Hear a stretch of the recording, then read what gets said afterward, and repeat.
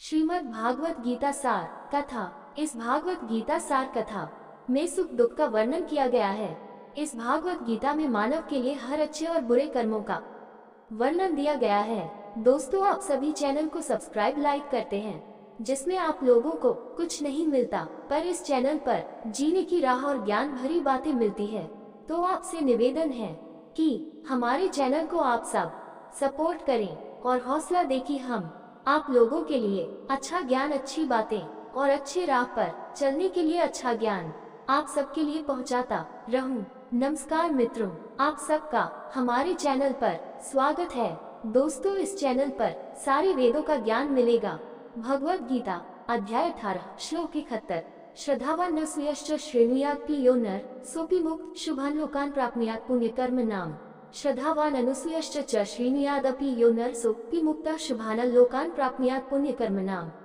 श्रद्धावान अनसूया ईर्ष्या रहित च कथा श्रेणुयात् सुनो अपि निश्चयी। यह जो नर व्यक्ति स वह व्यक्ति अपि भी मुक्त शुभान शुभ लोकान नाम प्राप्नुयात् प्राप्त करते हैं पुण्यकर्म नाम पुण्यात्माओं के।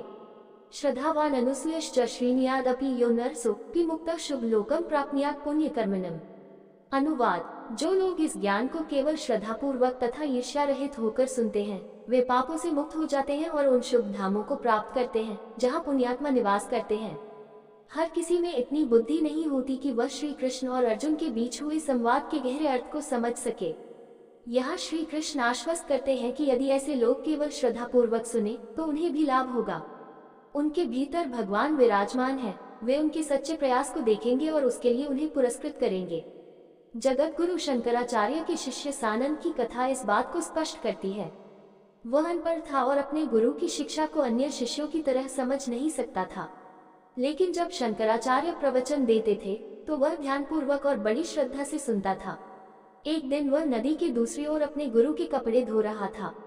कक्षा का समय हो गया और अन्य शिष्यों ने अनुरोध किया, गुरुजी कृपया कक्षा शुरू करें। शंकराचार्य ने कहा, हम प्रतीक्षा करते हैं, सानंद यहाँ नहीं है।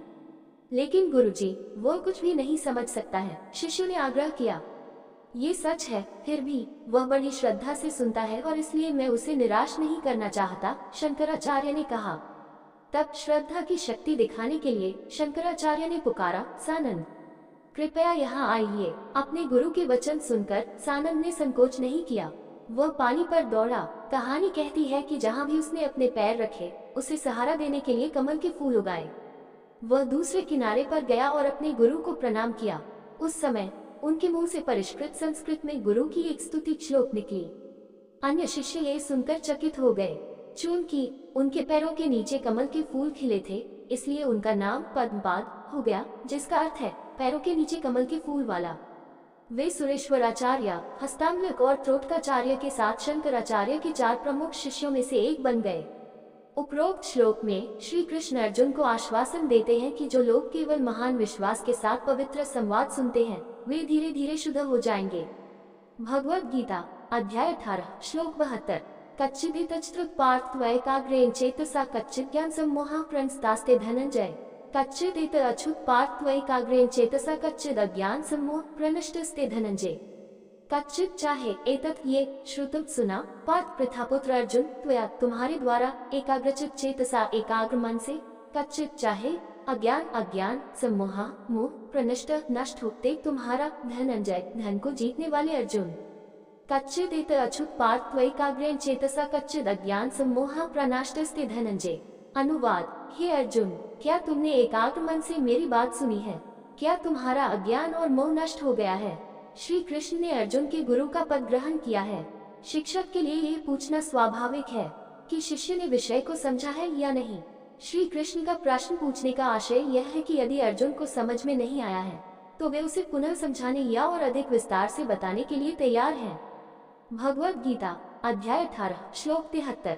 अर्जुन उवाच नष्टो मोह स्मृतिर्लब्धात्वत् प्रसादान्मयाच्युत स्थितोऽस्मि गतसन्देह करिष्ये वचनं तव।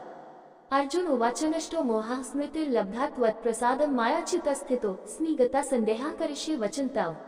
अर्जुन उवाच। अर्जुन ने कहा, नष्ट दूर हो गया मोह भ्रम स्मृति लब्ध पुनः प्राप्त त्वत्प्रसादात्, आपकी कृपा से माया मेरे द्वारा अच्युत श्री कृष्ण स्थित अस्मि, मैं हूँ। गता संदेहा संशय रहित करिष्ये, मैं कार्य करूँगा। वचनम आदेश, तब आपकी आज्ञा।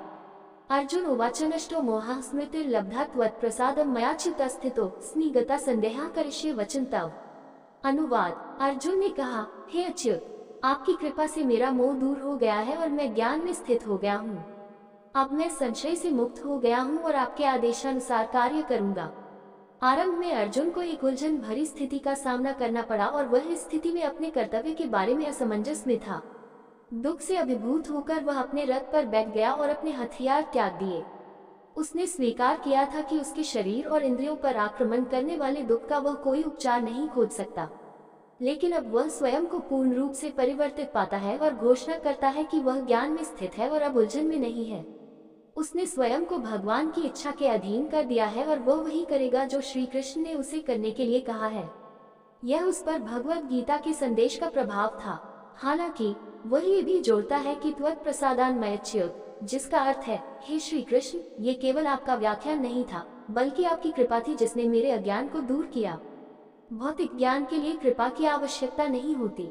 हम शिक्षण संस्थान या शिक्षक को भुगतान कर सकते हैं और बदले में ज्ञान प्राप्त कर सकते हैं, लेकिन आध्यात्मिक ज्ञान न तो खरीदा जा सकता है और न ही बेचा जा सकता है। ये कृपा के माध्यम से दिया जाता है और विश्वास और विनम्रता के माध्यम से प्राप्त किया जाता है। इस प्रकार यदि हम भगवत गीता को इस अभिमान के साथ पढ़ते हैं कि मैं बहुत बुद्धिमान हूँ, मैं इस संदेश का शुद्ध मूल्य क्या है, इसका मूल्यांकन करूंगा, तो हम इसे कभी नहीं समझ पाएंगे। हमारी बुद्धि शास्त्र में कुछ स्पष्ट दोष ढूंढ लेगी और उस बहाने से हम पूरे शास्त्र को गलत मानकर अस्वीकार कर देंगे। पिछले 5000 वर्षों में भगवत गीता पर बहुत सारी टिप्पणियां और दिव्य संदेश के असंख्य पाठक हुए हैं, लेकिन कितने लोग अर्जुन की तरह प्रबुद्ध हुए हैं? यदि हम वास्तव में इस ज्ञान को प्राप्त करना चाहते हैं, तो हमें इसे केवल पढ़ना ही नहीं चाहिए, बल्कि विश्वास और प्रेमपूर्ण समर्पण के भाव से श्री कृष्ण की कृपा को भी आकर्षित करना चाहिए।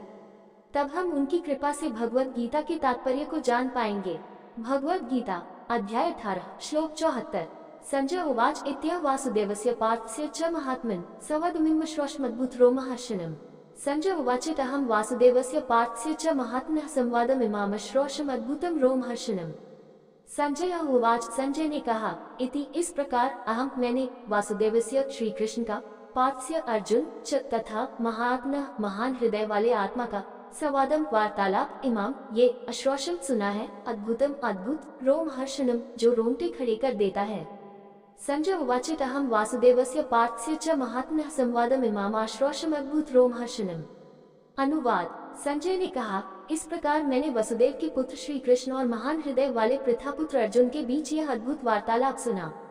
ये संदेश इतना रोमांचकारी है कि मेरे रोंगटे खड़े हो गए। इस तरह संजय भगवत गीता के दिव्य प्रवचन के अपने वर्णन के अंत तक पहुंचता है।